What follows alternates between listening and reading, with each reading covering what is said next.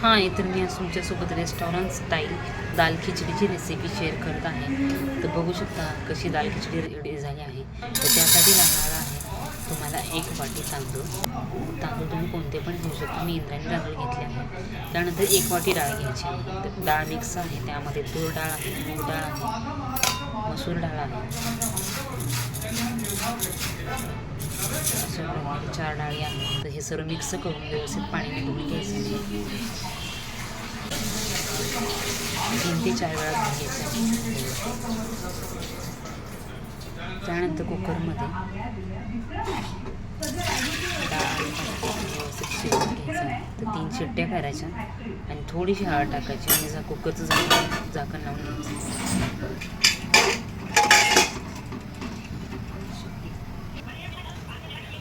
नंतर मी त्यासोबत खाण्यासाठी उडदाचे पापड तळले 5 ते 7.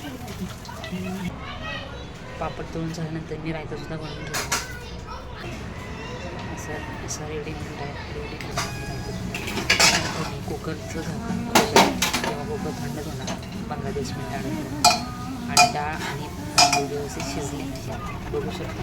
त्यानंतर कढईमध्ये थोडंसं तेल आणि थोडं तूप टाकलं. त्यामध्ये 5 ते 7 कढीपत्त्याचे पाणी, अद्रक लसूण पेस्ट, 2 हिरव्या मिरच्या चिरून टाकल्या. त्यानंतर लाल मिरची टाकली, हळद टाकली, धने पावडर, गरम मसाला, लाल काश्मीरी पावडर टाकून व्यवस्थित हलवलं. त्यानंतर चिरलेला 1 कांदा टाकून कांदा व्यवस्थित भाजून घ्यायचा.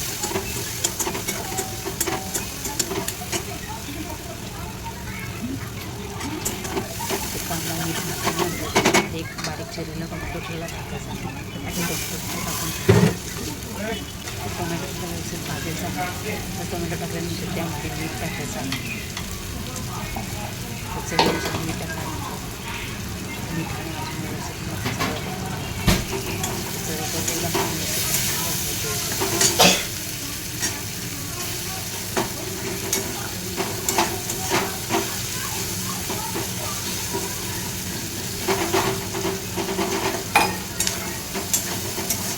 कांदा आणि टोमॅटो व्यवस्थित भाजल्यानंतर वरून थोडी कोथिंबीर टाकायची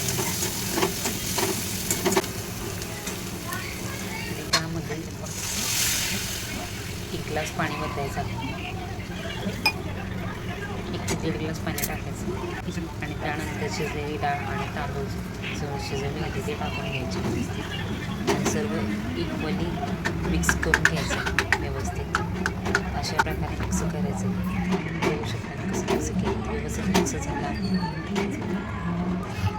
अशी कन्सिस्टन्सी होईपर्यंत मिक्स करून घ्यायचं. सेम हॉटेलसारखी कन्सिस्टन्सी झाली आहे. तर बघू शकता की आपली दाल खिचडी रेडी झाली.